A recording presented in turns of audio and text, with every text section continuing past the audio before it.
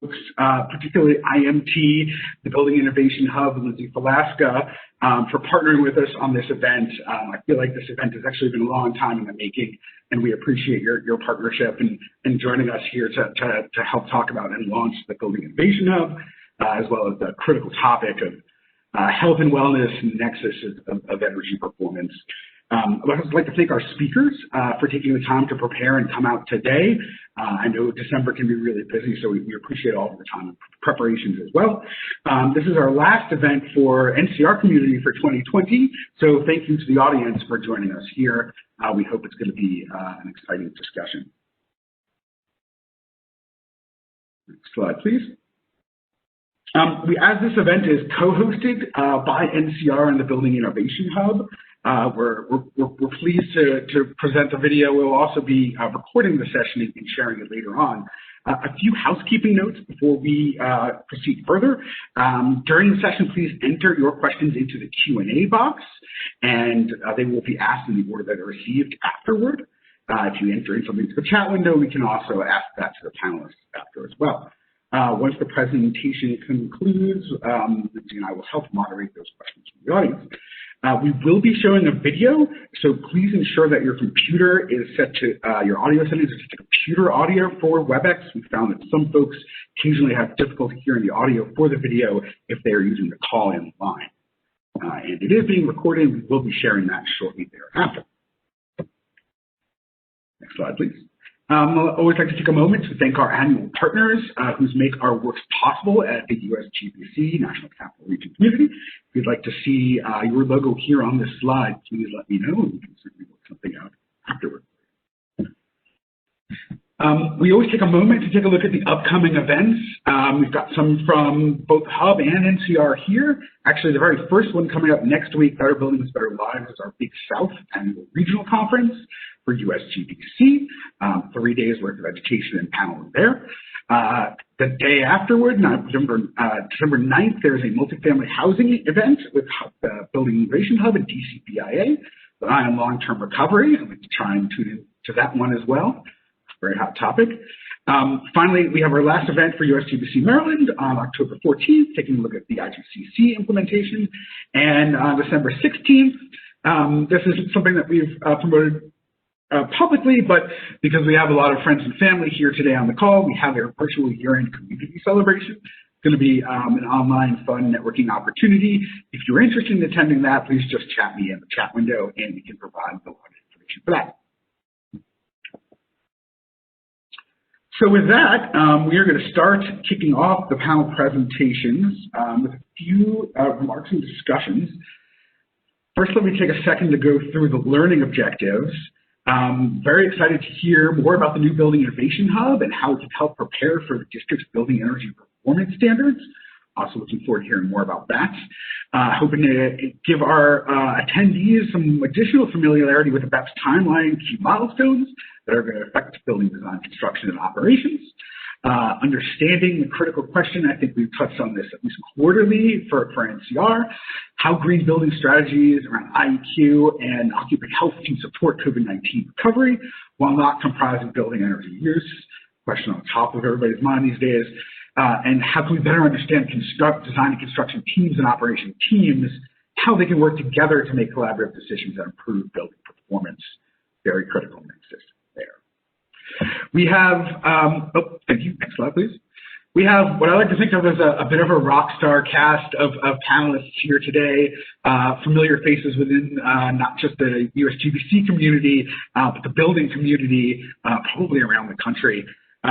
Lindsay Falaska, Director of the New Innovation Hub, will be our moderator for the panel discussion. We are pleased to be joined by Director of District Department of Energy and Environment, Tom Wells, who will provide some remarks about DC's green building and climate goals, which will help set the stage for the conversation that will follow. And for our moderated discussion, we will be joined by Lee Dunphy, Managing Director at Cushman & Wakefield, who leads their engineering and operations team for the East Coast, as well as Linda Toth, Senior Consultant for Sustainability at ARIC. Take one quick peek at the agenda. I'm concluding my remarks here. We'll be pleased to hear from Lindsay in just a moment. Then we'll hear from Director Wells, followed by the moderated discussion and the interactive Q&A. As I mentioned before, if you didn't catch it, please do put your questions in during the session, and we will ask them afterward in the order that they're received. So, to introduce you to the Hub, its mission and offering, I would like to turn it over now to Lindsay Falaska. Mark, thank you so much for having me here today and for co-hosting this event with us. So before we begin the real meat of our discussion, I want to introduce the Building Innovation Hub, since we are a new entity here in DC, specifically created to support local building industry professionals like yourselves. And before we dive into the specifics about where we fit in and what we have to offer, I wanted to share our sort of feel-good promotional video to make sure that we're all feeling inspired about the role that sustainability, and specifically sustainability in the built environment, can play in our city. Buildings are more than bricks and walls. They're where our lives are lived, where connections are made, where ideas are born. But what if they could do more? In Washington, D.C., we know they can. We know they can reduce pollution and tackle climate change, that they can be healthier for both the people in them and the community around them, that they can be hubs of innovation for cutting-edge technologies, clean energy, and community interaction, that they can redefine the role of real estate in building a resilient community that supports everyone, not just for DC, but for the world. Which is why the Institute for Market Transformation started the Building Innovation Hub. I'm Tommy Wells, and I'm the director of the DC Department of Energy and the Environment. And for more than 10 years, we've led the nation in passing policies to support the reduction of greenhouse gases and mitigating climate change. In supporting the Building Innovation Hub, we're committed to helping the development community maintain its competitive edge, to help them create a built environment that meets our climate goals, reducing greenhouse gases, controlling emissions, using less fossil fuels, but at the same time, creating the most livable city in the United States. Launched with the support of the District of Columbia Department of Energy and Environment, the Building Innovation Hub is about connection. Connecting today's buildings to their future potential, connecting local leaders with their peers to share lessons learned and establish new industry standards, connecting owners, developers, architects, operators, and tenants with the resources they need to position their business for success, connecting these on-the-ground practitioners with the people, tools, and services they need to break through the barriers that hinder the pursuit of better buildings. It's time to connect innovation with intention and build the future of DC. Let's get to work.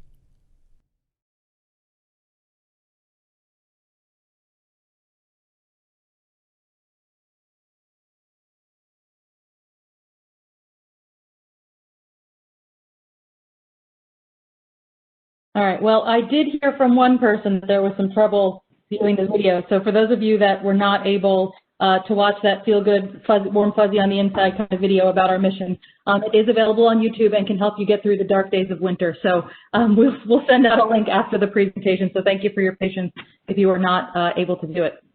My name is Lindsay Falaska, Director of the Building Innovation Hub. The Hub is here to support the local building industry and make it easier for everyone to own and operate, design, and build better performing buildings. We are here to help meet the current needs you have around regulatory changes, like breaking down the implications of the building energy performance standards and outlining building code changes, and to provide resources about the issues that the market is currently focused on, like health and wellness. So our goal is to not just provide information about these topics, but also outline how and where they all connect and explain what options are available to you in order to address them. So to break down the existing ecosystem of programs that are available to you right now and where we fit in, I want to explain our role in this space. So right now you have the DC SEU, who you can call for technical one-on-one assistance with projects, and they can help identify available incentives and rebates. The DC Green Bank has just launched their inaugural program that can help building owners identify project financing strategies. You have DCRA and DOEE, who can both help with nuanced specifics about how the regulations apply to your specific property or projects. And then you have the Hub. We are here to help tie all of these pieces together. So if you don't know who to call or who to tell your clients to call or where to turn to for help, you can feel free to call or email us. We will happily help you get connected to the right people. And we are here to specifically address the market barriers and provide tools as requested by you. So our job is to be responsive to what you all need. In order to do that, we are providing resources, tools, and educational events like this one to help you make improvements to your buildings. We are certainly here to help you overcome today's hurdles, but our job is to also help everyone look at the long-term implications of decisions. So what is it that we've actually assembled to do all of this? So to understand the changing building regulations in DC, we've put together information about the building energy performance standards, changes to the new building codes, where the new building code actually meets the building energy performance standards, and how to design new buildings with BEPS targets like Energy Star and EUI in mind. And we also have resources that tie these regulations back to the district's green building, economic, social, and climate goals. During our development process, we did stakeholder outreach to understand the market barriers getting in your guys' way. And the 5 big themes that emerged were around cost, education and awareness, access and availability of skilled labor, the risk mindset, and lastly, the complex regulatory environment that I just mentioned. So the resources that we published were developed to specifically help you all break down those pesky market barriers. So you can check out all of these resources and more on our website. So that is just a brief introduction to the Hub and how we're here to help tackle both regulatory and market barriers that get in the way of greater adoption of high-performance buildings in DC. But to kick off the main portion of the presentation, I'd like to welcome the director of the DC Department of Energy and Environment and also the star of our promotional film, Tommy Wells, to talk about climate action in DC and the role that the built environment and especially the local building industry and community has in all of it. Well, thank you, Lindsay, and especially thank you for stepping into an extremely important leadership role as being the first director of the Building Innovation Hub for Washington, D.C. And we are, we're pleased you're in that role. We know you're ready to provide the technical support and expertise you bring to it, and you know the challenge is great. But with that, let me start off also, Mark, the U.S. Green Building Council and our chapter. There's never been a time that I know of in a short period of time that we are going to really need your leadership. The degree to which we need your help on innovation to help provide guidance and pathways for our developers, for our building owners, that you've done this for a number of years. The members of the Green Building Council has provided a number of leaders to help transform the built environment to try to match the challenges. And as we know, the challenge now is to get to carbon neutral by 2050. Many cities and jurisdictions across the country have adopted that, or across the world. And we have to figure out how to get there. We now have a president and administration that will match our ambition, and we'll get back into the Paris Agreement, as the mayor has said, Mayor Muriel Bowser, that we never left.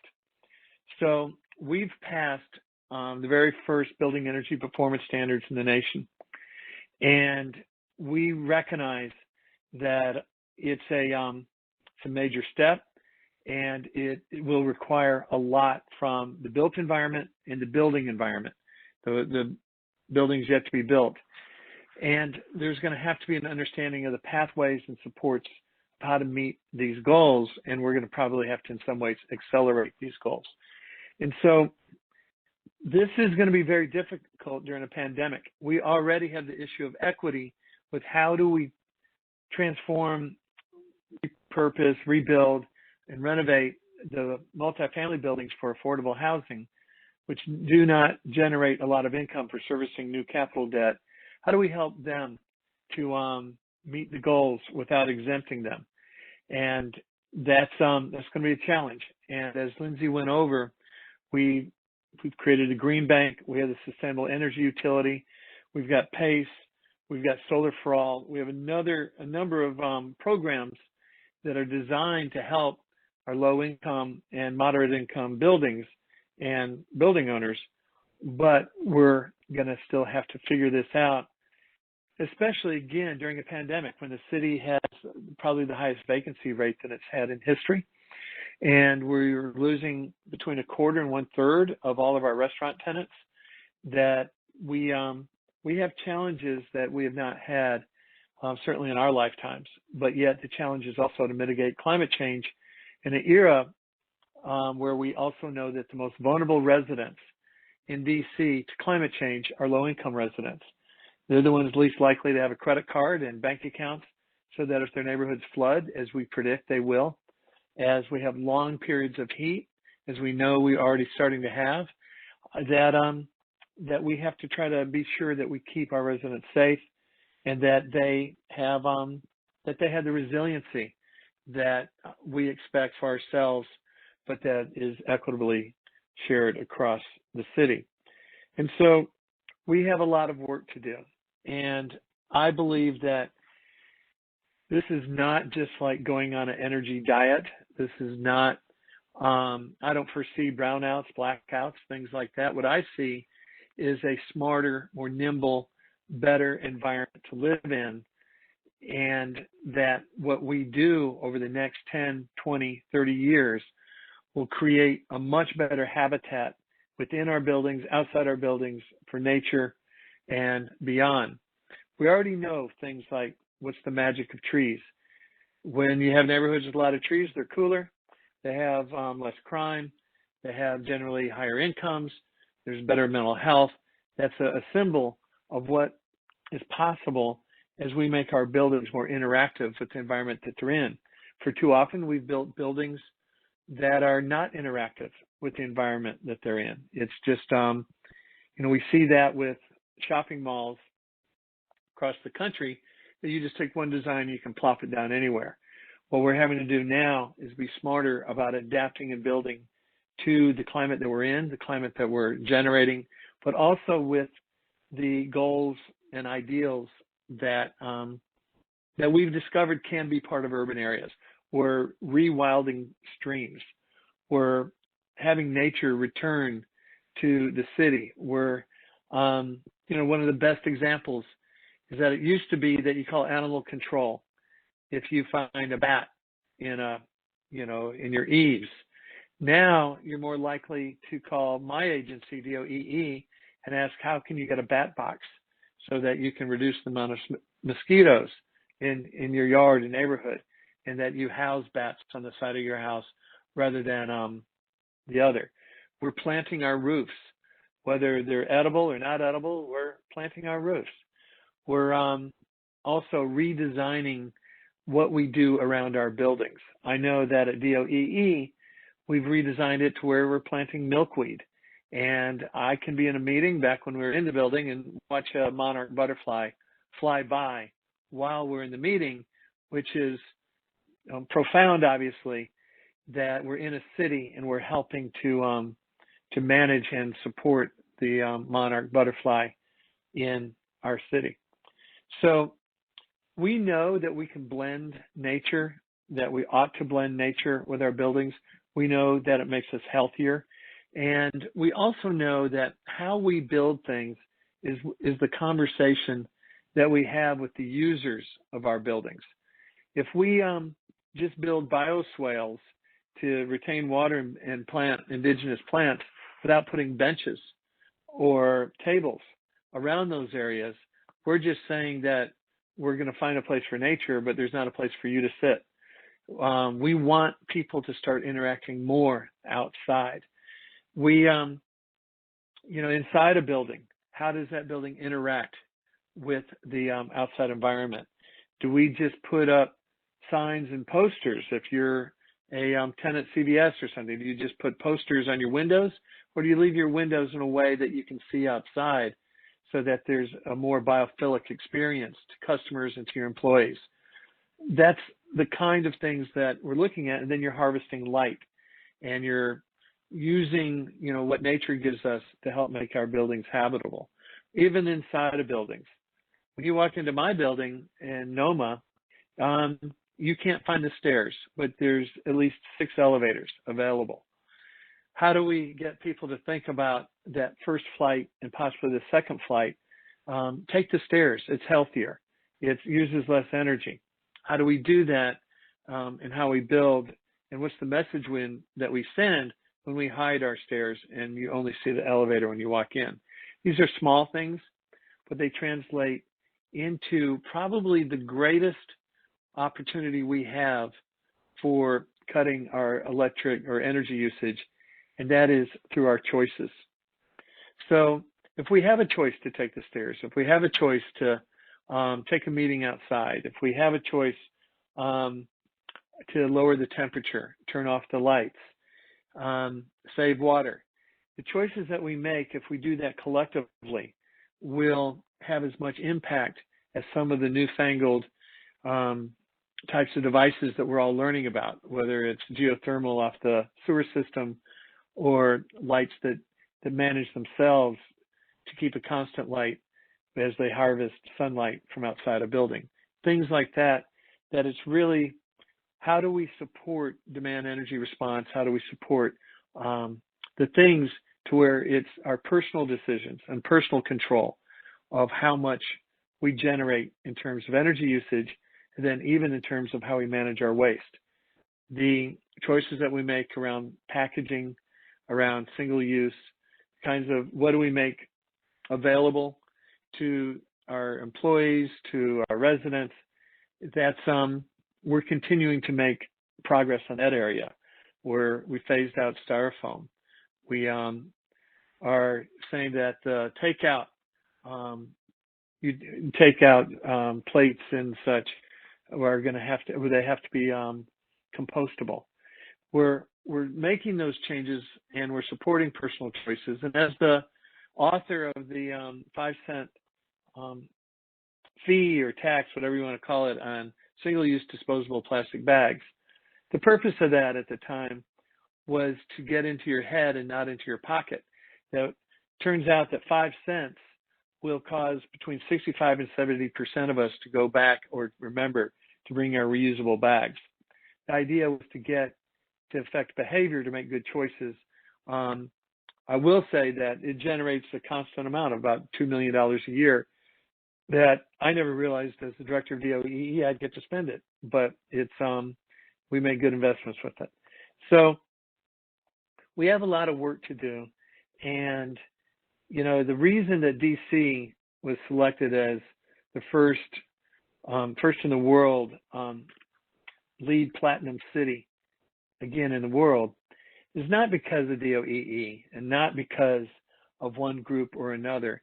It's because of all of us as a community being recognized with the talent and the investment of our resources to make our city greener, more responsive to the values of our residents, and really to attract the workers of tomorrow, to attract people to live here that want to be in a city that views itself in that way. And so you're our leaders of that, but I will say that part of getting from here to 2050 of carbon neutrality, that roadmap is not fully recognizable. It's going to require innovation, advocacy, and the things that you do in order to make that happen. And the one request that I have is that of all the programs that I've talked about that DOEE is doing, the Building Innovation Hub, we really would like to see to be more owned by the private sector and viewed as an arm of the private sector, more so than like the rest of the other things, more so than being viewed as an arm of the public sector. I took a group on a field trip to Copenhagen and then to Brussels. And one of the things that we saw was that in Copenhagen, there's Blocks Hub. And that was funded with private dollars. Bjarke Ingels and others are part of it. And it's really the private sector, the building community coming together to push innovation. There was another programmed building just like that in Brussels, and where we learned more about Passive House as a standard and other things related to how do you harvest energy that is not necessarily produced into electricity. And so I knew we needed that for DC if we were going to have the Building Energy Performance Standards and the Clean Energy DC Omnibus Bill to be successful, that the private sector needed technical support, resources, and leadership.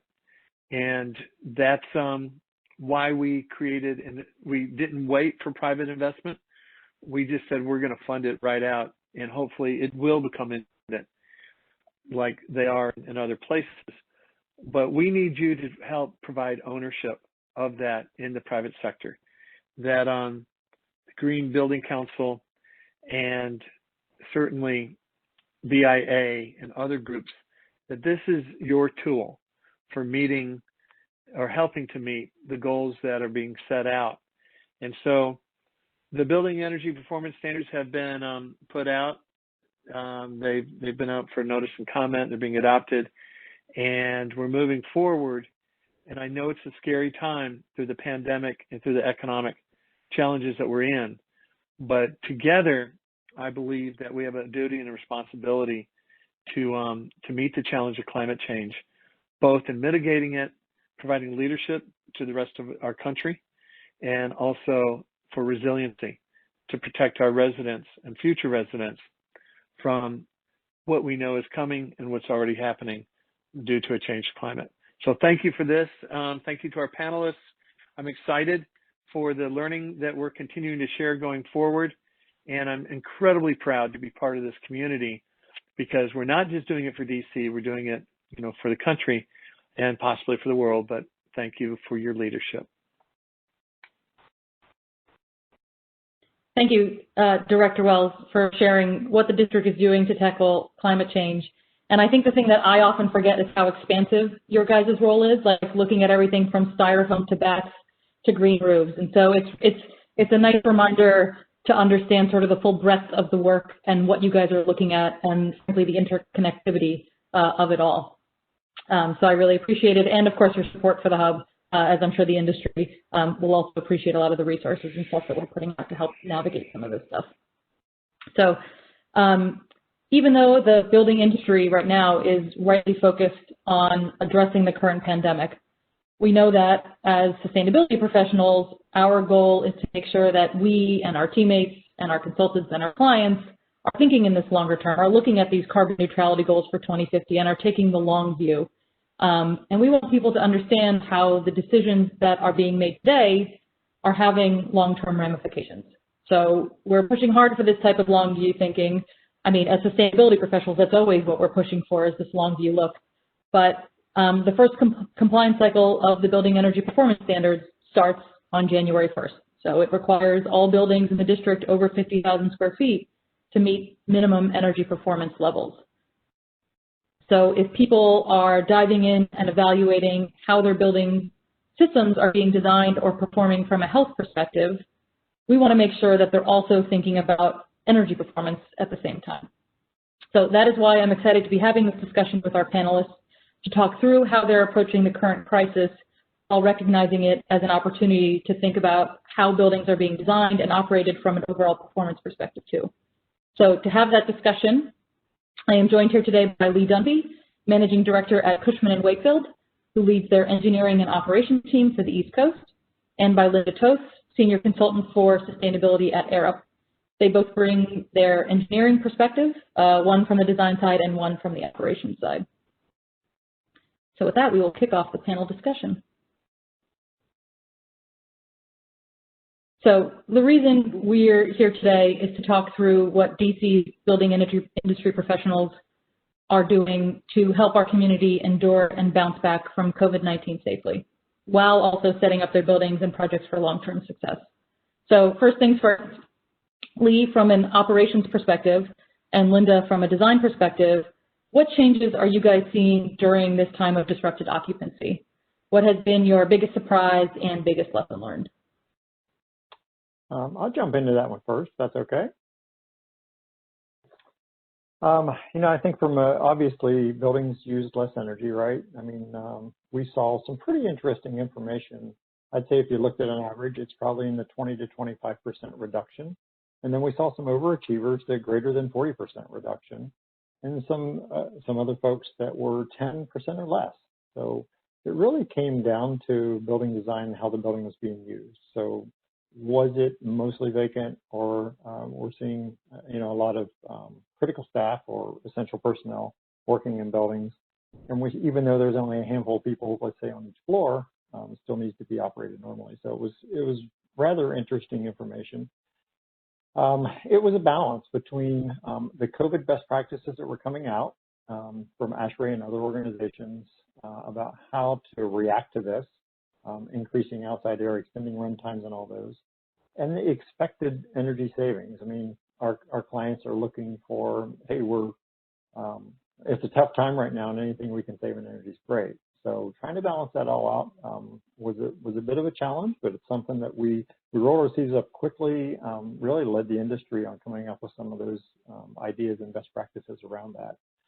And then at the same time, we're being bombarded with technology. So we're hearing about all kinds of technologies, good, bad, some we've never heard of, some that sound kind of crazy. So at the same time, we're strong focus on the fundamentals of HVAC, aligning with those best practices recommended by ASHRAE, and at the same time evaluating some of those technologies that are coming out. Yeah, lots of similar experiences coming, definitely vendors coming out of the woodworks, trying to sell products to everyone on the HVAC side for sure.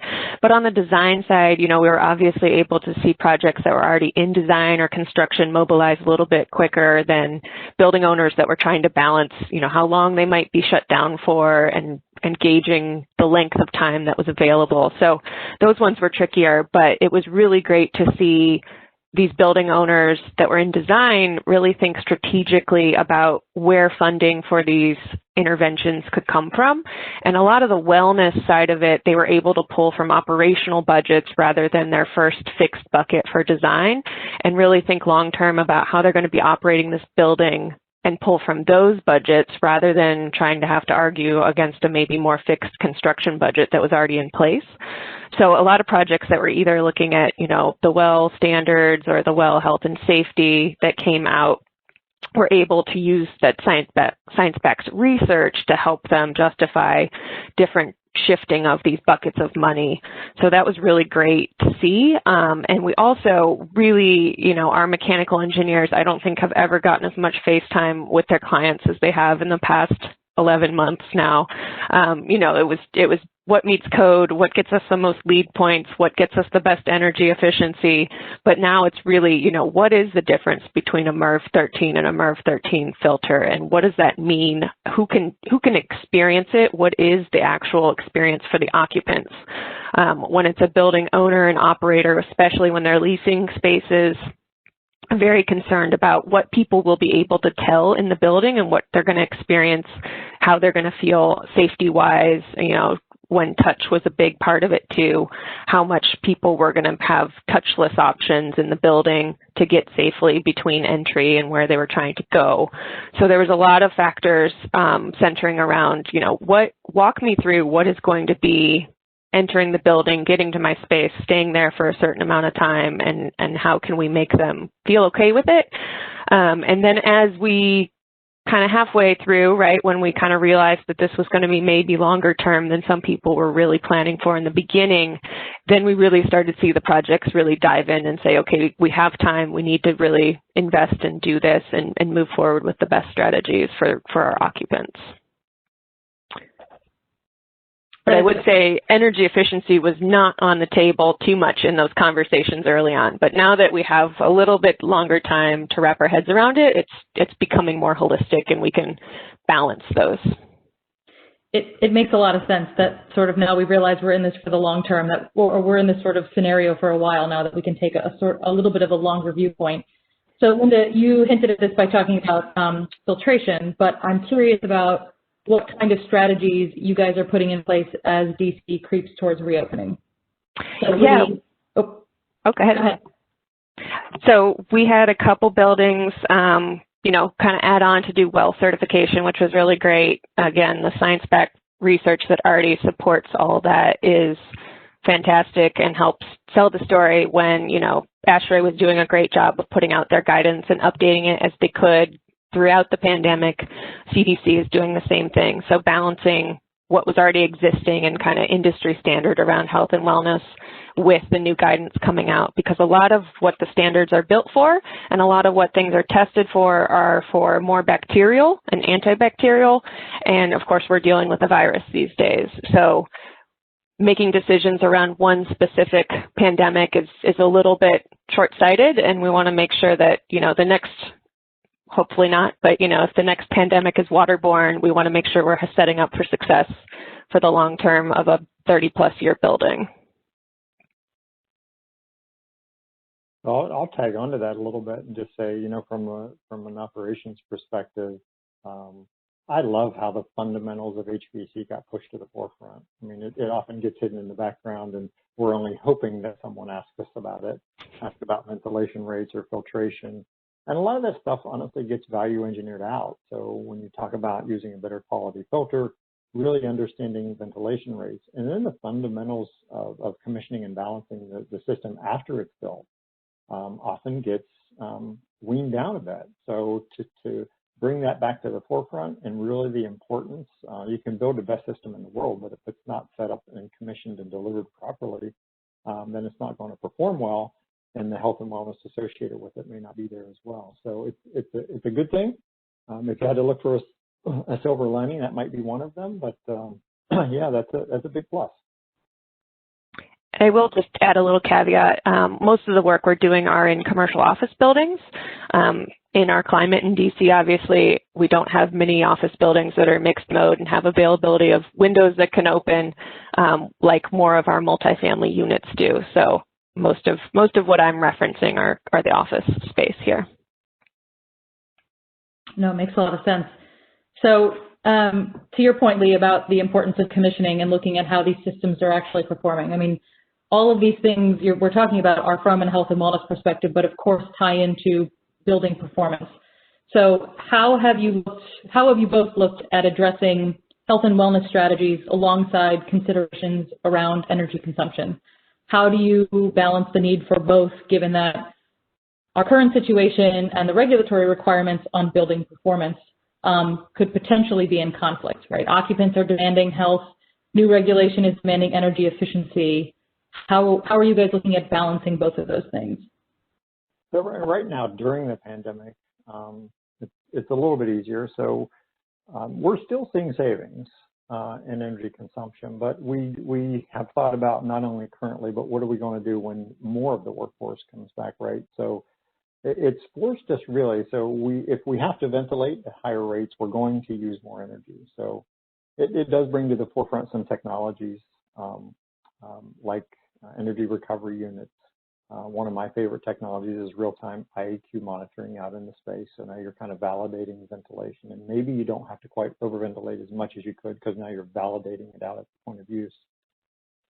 Two really good technologies to think about, but it also forced us to think about what are some of the other things that we overlook. So it's put LED lighting at the forefront. We're still seeing, you know, in the 50 to 75% range, buildings are outfitted with LEDs. So looking at occupancy sensors around lighting, 100% use of LED. So it's making us where we can. Let's say we need to operate and be safe, right, from an HVAC perspective, but can we do better with energy? Can we do better with plug loads? All those things. Can we do better with domestic hot water and the way we use it and the way we heat it and how much we heat it? It's really had us thinking about those areas. The reason HVAC always goes to the front is because it's the biggest energy user in the building. So if you shall operate it a certain way, at least for a while. We're taking a harder look at those other areas. Yeah, similar when we have conversations with operators, right? We want to make sure that everyone has a clear understanding of when people will actually be in the space. So you're not just automatically turning on ventilation at higher rates at a certain time every day if folks won't be in the building yet. But the other interesting, I guess earlier on, we were starting to hear a lot of recommendations about turning off your CO2 sensors that were on demand control ventilation. And it's really fascinating, back to our USGBC host here, and the difference between LEED and WELL for CO2 sensor placement. LEED has always had them in their standard for energy efficiency measures to kind of control the densely occupied spaces, knowing that they're probably on a schedule and they're not occupied throughout a full workday if it's an office. So it ramps up or down based on whether there's CO2 concentrations from too many people talking in the room. The WELL standard, however, puts them more in open spaces throughout and does the opposite, where it's tracking for just the CO2 levels to make sure that the proper levels of ventilation are kicked on at all times. So it's really kind of the wellness focus, whereas LEED was really looking at the energy savings from them. So depending on what your strategy is for having CO2 sensors, I think don't just turn them all off, but make sure there's a plan in place for why they're operating a certain way. I think that starts to get into how people are starting to look at what technologies to put in their buildings. So my next question for you both is, what future trends do you see emerging, both from an operations and a design perspective, as people try to address both health and wellness and energy consumption at the same time? Go ahead, Linda. I'll let you go Sure. first on this one. One of the first ones that comes to mind when Lindsay first showed me this question was really about indoor air quality sensors and transparency of those sensors. And we recently, on a project that's doing WELL certification, had a stakeholder charrette, and we kind of had them vote and rank what strategies were most important to them. And indoor air quality transparency was one of the highest ranking factors, which is just very relevant of current day and age right now. But we also got, you vote and then you could leave comments too. And almost everyone left a comment that they would need further education on what that meant, though, too. Because I think people have heard, more and more kind of the same way about mechanical engineers teaching about what filtration does, the same way of when you're doing an air test of what is PM 2.5 and what is PM 10. And the general public doesn't know what that means. They don't know what a good number is. They don't know what a bad number is. So we had some conversations about, doing more graphic symbols of a stoplight, right? Of next to it, there's a green, yellow, red, where it was in the green range if it's good. If it's kind of not okay, it's yellow. Hopefully nothing's ever red, but it's there to give people that comfort factor of, I don't fully understand what this is measuring, but this is okay in the green range. I should be concerned in the yellow range, and I maybe shouldn't go into this building if it's in the red range. So there's a lot of education that comes with this too, and just having the sensors is one thing, because that's the first cost that you have to find money for, but making sure that there's a plan that you're doing something with the data, and that's just not just for indoor air quality these days, but we collect so much data, and I think we have a long way to go to make it really useful what we're doing with the data we're collecting in our buildings. I actually think that's really interesting. It ties into Lee's point about sort of getting the MEP engineers sort of out in the front, and sort of, Linda, to your point, like, we don't want amateur MEP engineers running around and sort of dissecting this information. So I think it's really important that you mentioned, right, how MEP engineers are communicating what this data actually means, either for the public or for tenants or for building operators. And so it really brings to the forefront this, what can be seen as like a really technical trade, to the front, being able to, or having to break down that information in a way that the public says, okay, I'm safe here, or I don't feel safe here, or whatever it may be. So anyway, with that, Lee, I'll let you talk about what trends you're also seeing. Yeah, I mean, I think I'm pretty well aligned with Linda on this. It's one of the reasons I was glad we presented together. I think we're on the same page, but I do think technology is going to play a role going forward. A lot of them out there, again, bombarded with technologies and data, right? So you can only do so much with so much data. It's data overload many times. But really saying what data is most important and what do I need, what am I going to do with it when I get it, right? I love the IEQ as well. I think I love the red, green, yellow. I think it's a great way to approach that because there are a lot of numbers out there and people don't know if they're good or bad. But one of my favorite technologies around energy efficiency is real-time energy metering. It's always been. I've been sort of following that for 15 plus years when it was sort of an oddity to have that, and now it's more and more common. Very affordable, very easy to deploy, and it really gives the operating team like the blood pressure of the building. I mean, the building might look great, it might feel great, but what's really going on with the building? And you couple that with sort of long time, over time benchmarking and energy use trends of the building with that actionable daily data, it's really powerful data. And you can start coupling that with artificial intelligence where it's predicting things. It notifies you when you're outside of a certain range on a certain day of certain weather with so many people in the building. And it just gets better and better. That's never, in my opinion, a little bit old school, going to replace the fundamentals. The fundamentals of HVAC, again, if there's a silver lining to raise an awareness about building systems, how they operate, what makes them healthy, what makes them efficient. I think this is a thing that that has been overlooked for quite some time. It sort of always sits in the background. It's kind of one of those things in my side of the business. We really only hear about it when something's wrong. When something's right, we never hear a peep. So it's good to see, and it really goes so nicely with health, wellness, and efficiency around the building. And our buildings that are, we run a pretty good sized portfolio of LEED certified buildings, and we really did find that they were very much better prepared to react because they had thought about commissioning. They had thought about their ventilation rates and their filtration. And it's just an easier transition. So it's been a good time.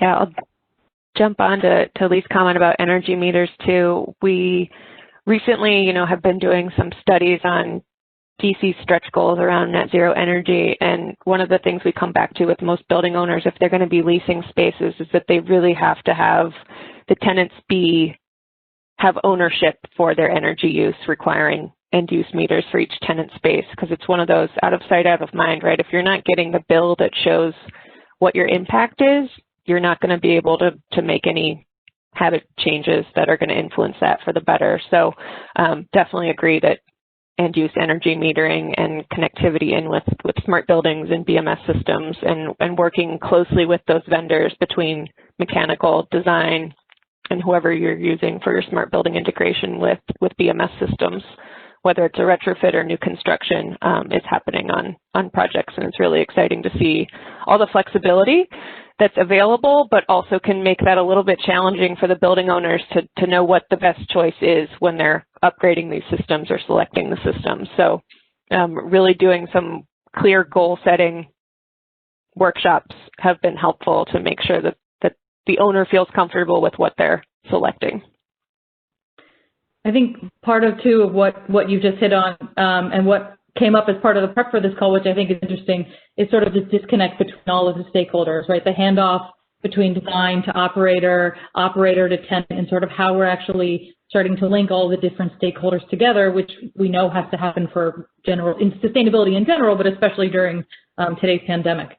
So given that we know that there's a gap between design and construction and operations, and that handoff between phases in a building's life cycle is never a smooth transition, how can we fill that gap? And so the question is, Lee, what do you want design engineers to know? And simultaneously, Linda, what do you want operators to know? I'll take a stab at that one first. Be nice to each other. I think if I had to use a word, integrated design, I mean, we use it a lot. We ask for it a lot. We sometimes get it. We're getting it more and more. So a seat at the table, all right? A seat at the design table. Linda's already touched on it. I mean, I think that's very, very important conversations to have about everything from what's the expectation of the system, why are we putting this type in, and then what are the maintenance and operations requirements around that after everybody goes home, the construction's done, and all the hoopla is done, and now the building's just operating.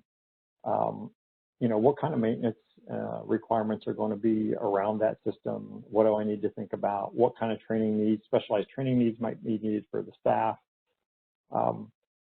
If there's one thing that if I had to point to, and I'd say would really be helpful, I see this built into agreements all the time where, okay, I'm going to put a brand new building automation system or a brand new chiller plant, and I'm going to give you 4 hours of training.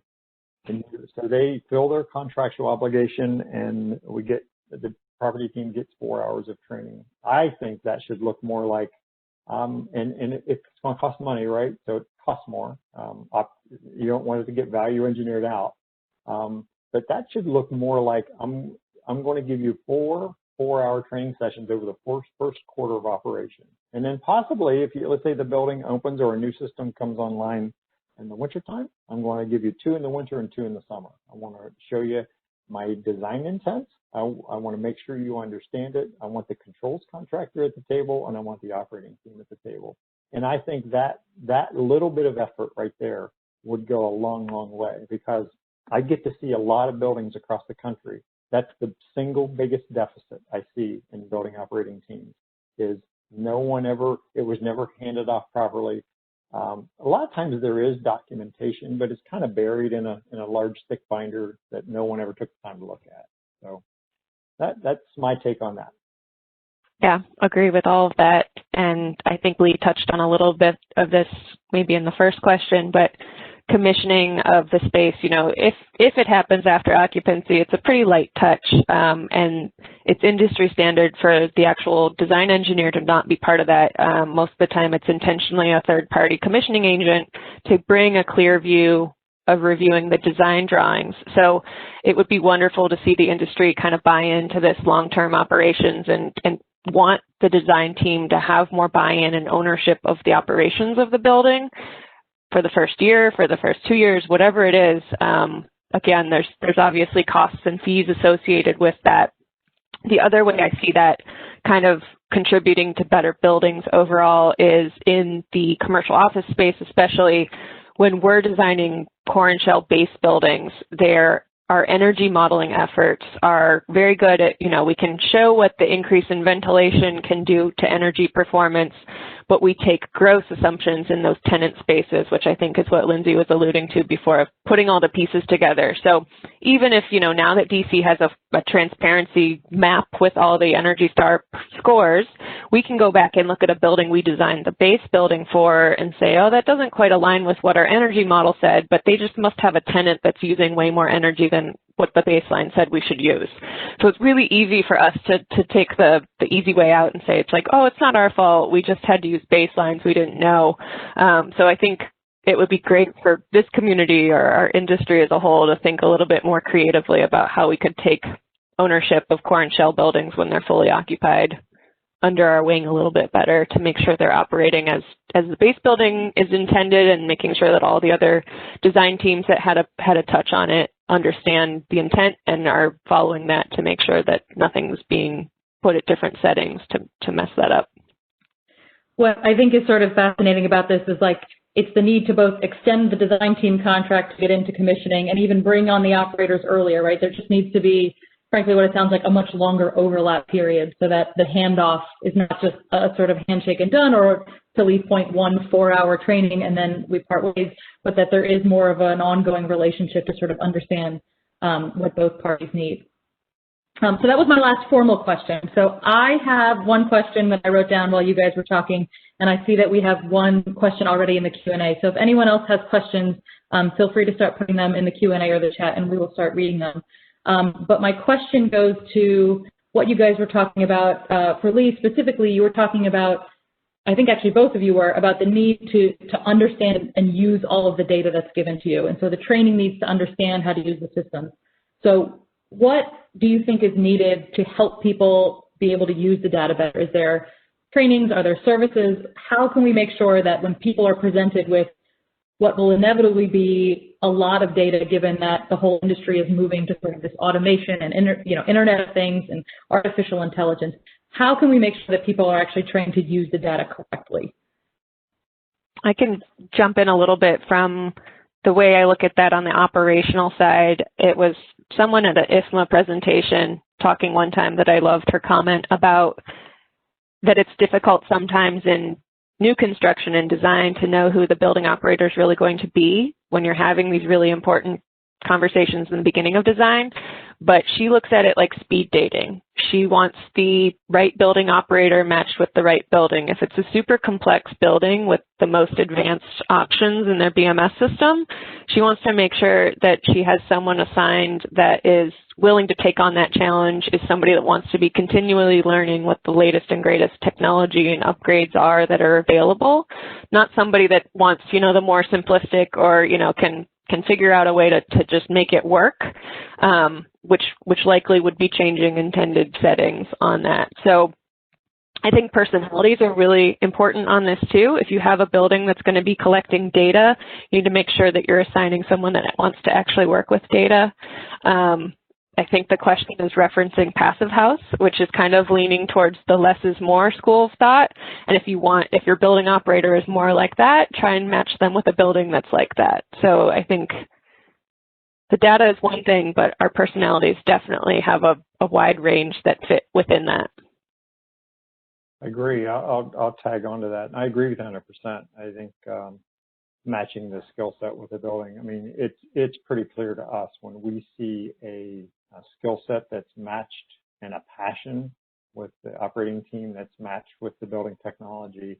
Those are clearly the overachievers. Those are the buildings that are easily running in the 90s. From a data perspective, I mean, I'll bring this is a little bit outside of energy, but our teams are so bombarded with preventative maintenance data, tenant service data, emergency preparedness data, along with energy data and building automation system data. I mean, it is truly a balance because if the only thing they had to worry about was energy and operations, I think their job would be a lot easier. But it is everything from what might happen in the parking garage in the main lobby, what protests might be coming up for the weekend, to I'm running behind on preventative maintenance. So it's property management is a juggle for sure at best. And with data coming at you, apps coming, we have an app for everything, right?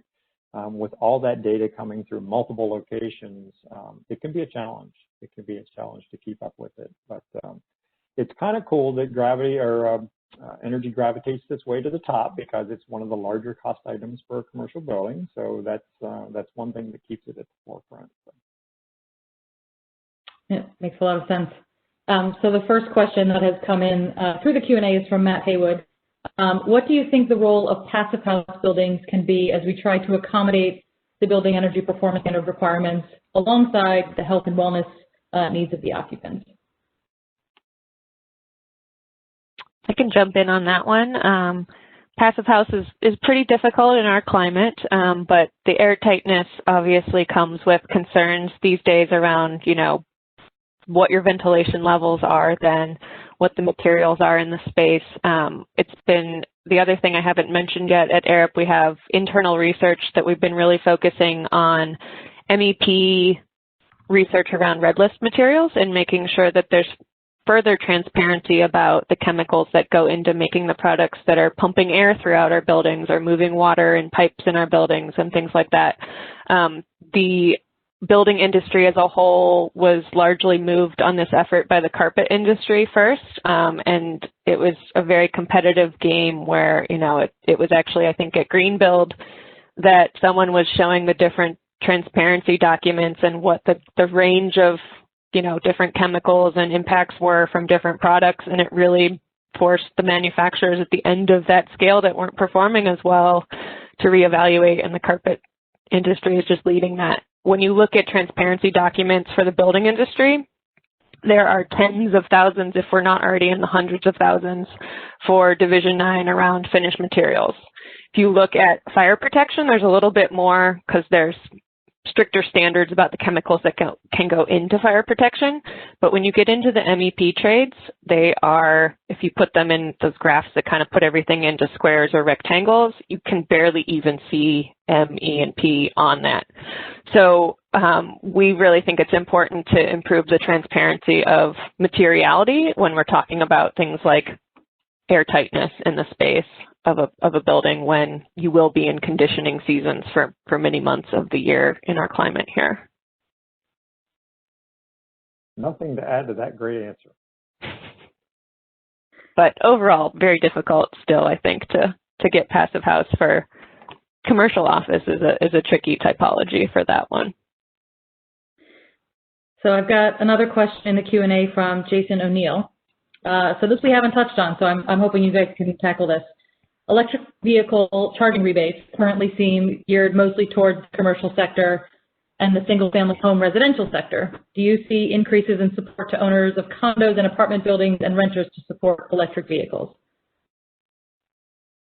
I'm biased. I have plug-in vehicle myself, so I'm all for this.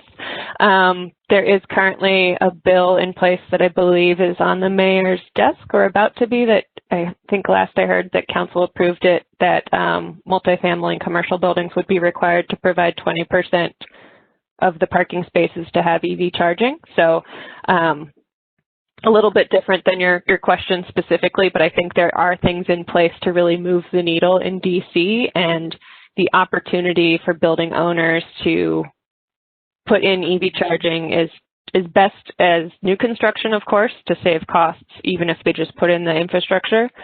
I think that's becoming more commonplace. We're seeing owners, at least when they're building the parking garage, if it's a covered facility, put in the infrastructure knowing that they don't want to have to rip up concrete anytime in the future just to put in EV infrastructure.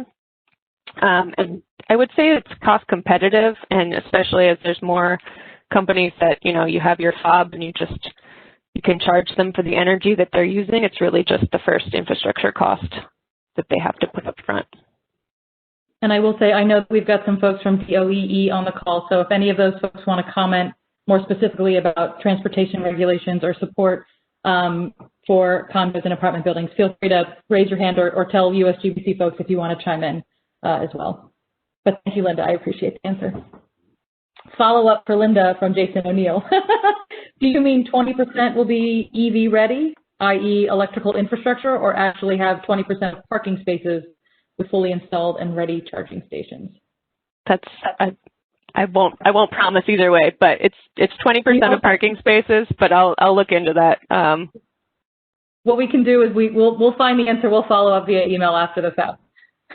Thank you for your question, Jason. And then just a note from Kate Johnson at DOEE, you can add for electric vehicles, the new green code includes an elective for EV charging that will be an incentive. Mm-hmm.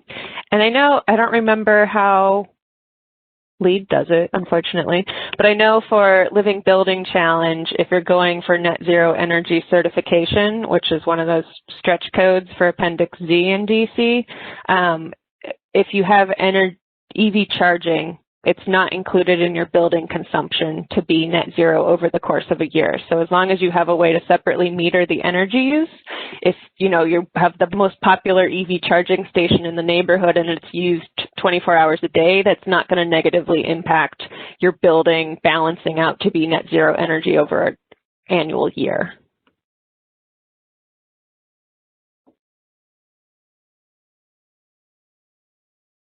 I'm not seeing any additional questions in the chat window, so we have a little bit of time if folks in the audience want to ask any additional questions.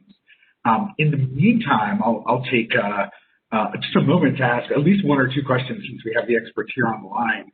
And I know, caveat, you guys are generally experts in the commercial space, but for those older commercial buildings or older residential buildings that don't have the opportunity to update their HVAC systems or change ventilation rates, are there any alternative measures that they can take, particularly in common area spaces, to put in place any kind of additional precautions for COVID?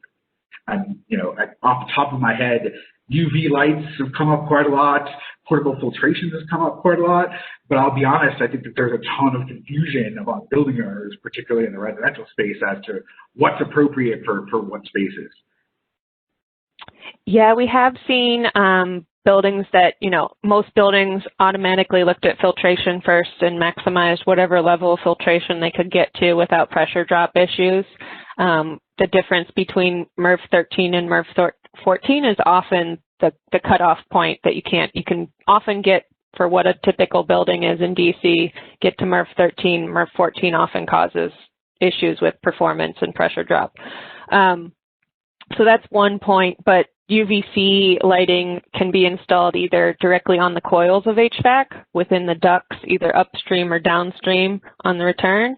And then you also have what previously were always thought of as medical grade, kind of the robot portable UVC treatment that can go into a room and scan it, when it's done, then the person removes it, or it's automated as a robot and moves somewhere else.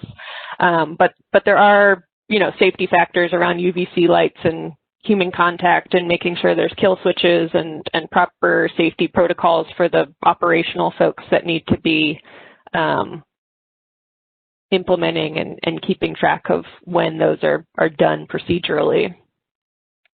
Yeah, Mark, I'll add on. I mean, I'm a big fan and we don't use a lot of it. I don't see a lot of it in use, but we're starting to think about it for areas like fitness centers, but it could be common areas in a residential building.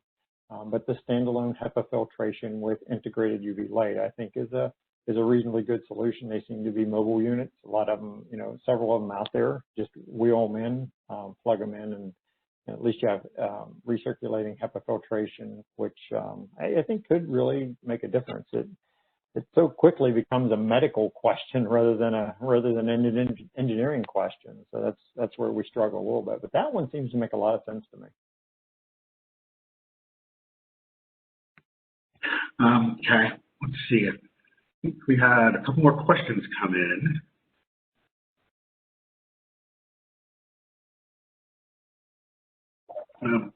Tyler's asking, are you looking at material selection when considering the overall carbon footprint for the building? Example, EC3 tool for embodied carbon of building materials. Yeah, I can jump in there. We have a project that recently was looking, so when you're doing a life cycle assessment in the US, you're typically just looking at the structure and enclosure of the building. So some of these HVAC decisions, metal ductwork and things like that do have an impact, but they aren't largely quantified yet in our market. Interestingly enough, I learned kind of the difficult way that Australia looks at the entire building when you're doing life cycle assessments. So there likely will be a push coming in the future at some point to look at more than just the structure and enclosure. For example, we had a project looking with lots of sustainability goals and carbon goals for both operational and embodied carbon, where we evaluated the difference between, both performance and carbon and all different factors for metal ductwork versus more of a duct sock type of product and what the materiality was. That was a project looking to pursue Living Building Challenge pedal for materials, so it had to be red list free. So that was, important to know that we understood what the sock was made of to make sure that it would comply with that. For compatibility as a tenant space with the base building, we ended up using metal ductwork, but if it had been entirely owner occupied as a new construction project, it might have had a different end solution there.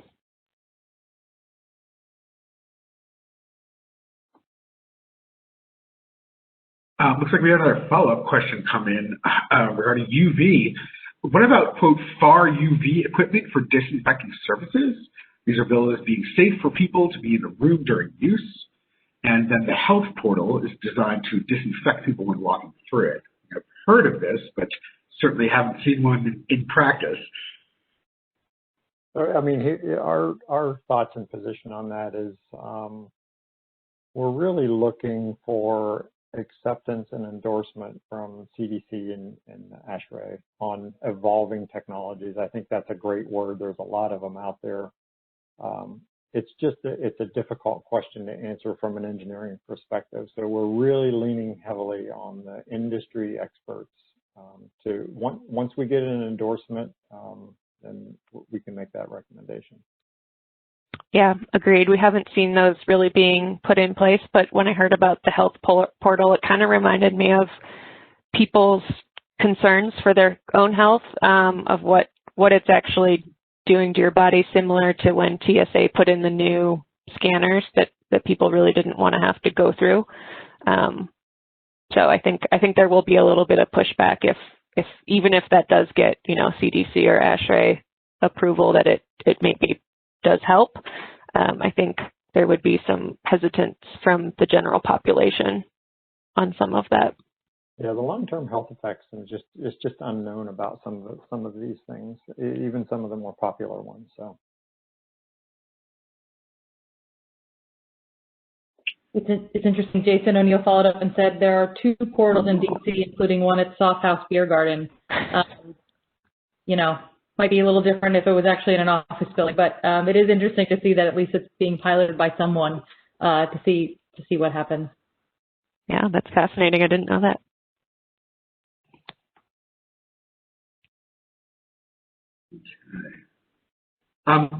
So I have a question about BEPS actually, and so Lee, I'm not sure you'll have too much insight on this one, but as someone who's looking at how to comply with the law, I'm wondering if there is any way to if there is any mechanism by which BEPS ties together approval of construction plans or renovation plans of buildings that have to comply with the new regulations.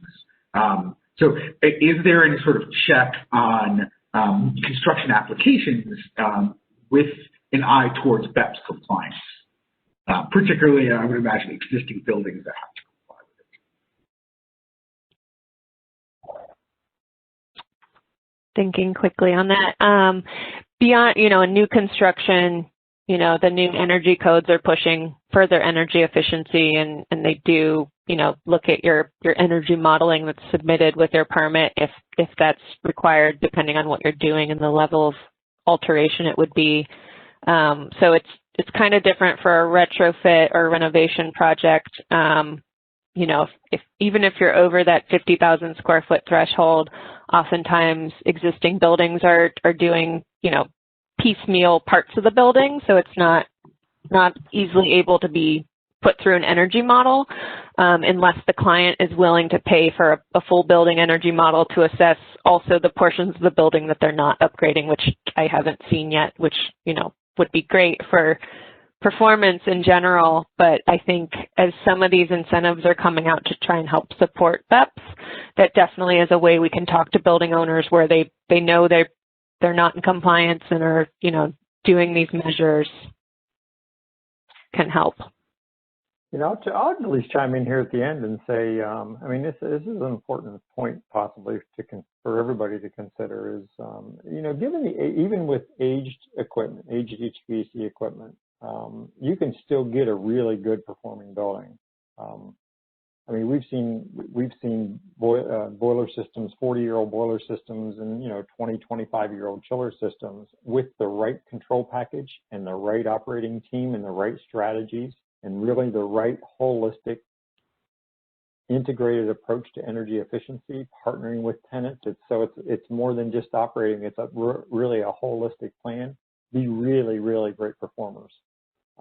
Using equipment that didn't make it to the landfill. So old fan coils around the perimeter that were refurbished, new controls, smart controllers put on older equipment.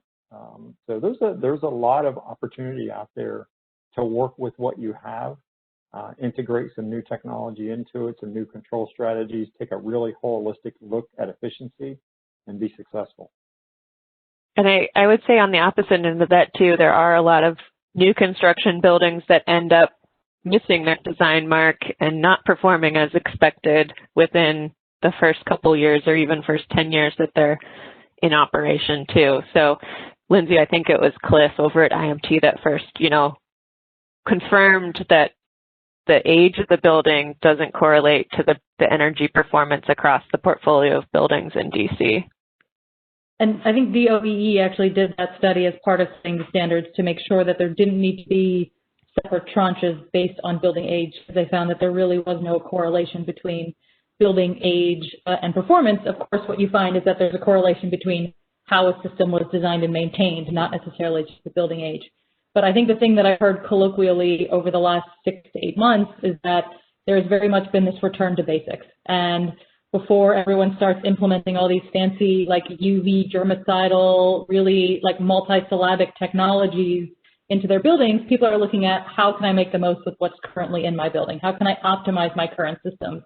And that's not just for health and wellness. It is for health and wellness, but it also speaks to the energy performance as well, right? We're optimizing systems to meet the needs that they can, and then you can layer on top of that once you make sure that you're performing the way you should. And that's just a return to basics that we want everyone to hit anyway. So there's that one sort of opportunity that has come up during this pandemic.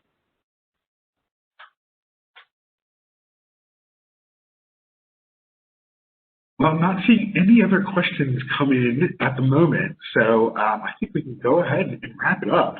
I would just like to thank all of you for presenting here today. Very insightful conversation. Clearly, a lot of work to be done. But I'd like to say that I think we have some of the best minds in the business in the country here in the area, helping to address these concerns. So I personally have hope that we will make our goals. Will be tough, but thank you all for joining us here. Much appreciated. Let me turn back over to Lindsay for some concluding remarks. Yeah, I just want to say thanks to USGBC National Capital Region for co-hosting this with us. Thank you to Director Wells, to Lee, and to Linda for joining us today.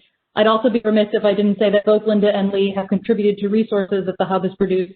Linda and her team at ARUP have actually helped us put together a guide, literally called Where Health and Wellness Meets Energy, to sort of understand how all of these potential strategies do or do not impact energy use. And Lee and his team at Cushman and Wakefield have helped us put together basically a guide for property managers and looking at best practices when it comes to addressing all of this.